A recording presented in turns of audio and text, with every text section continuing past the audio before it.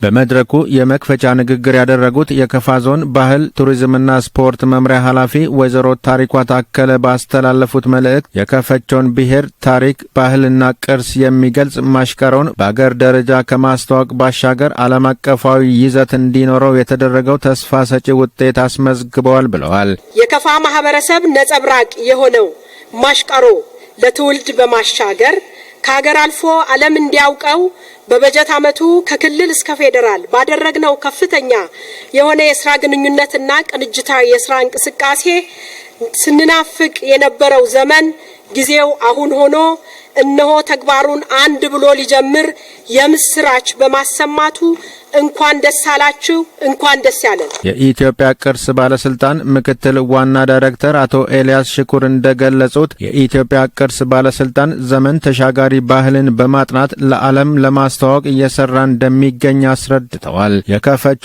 ብሔር ማሽከሮ የተዘረዘሩ የማንነት መገለጫዎች የዳሰሰ በመሆኑ የተጀመሩ ስራዎች ተጠናክሮ እንደሚቀጥሉ ገልጸዋል። የዚህ የጥናት ማስጀመሪያ መድረክ ዋና ዓላማው ይህንን ዘመን ተሻጋሪ ቅርስና የማህበረሰብ ድንቅ እሴት የሆነውን የማሽከሮ እሴቶች መገለጫዎች እንዲሁም ዘርፈ ብዙ አስተዳደራዊ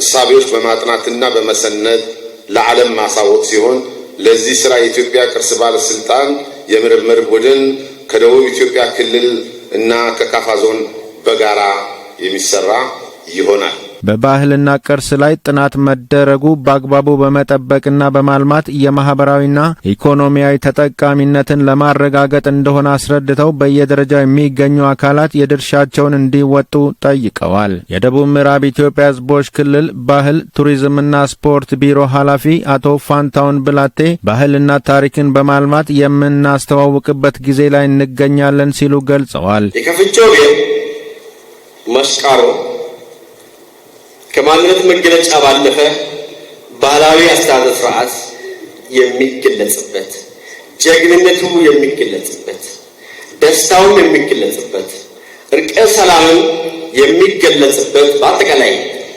ማህበረሰባዊ እሴቱ እና ቅርሱን የሚገልጽበት ግዙፍና ጥንታዊ ከትውልድ ትውልድ ሲወርድ ሲዋረድ የመጣ ታላቅ በዓል ነው።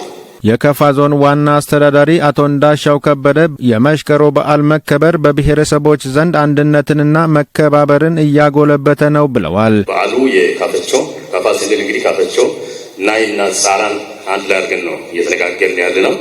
እነዚህና ሌሎች አካላትን በከፋ ውስጥ በሚኖሩበት ሰዓት ምንም አይነት ልዩነት ሳይኖር በሰውነታቸው ብቻ ተከባብሮ ወንድማማች ህዝቦች ሆነው እስካሁን በሰላም እያሉበት ሁኔታ ነው ያለው።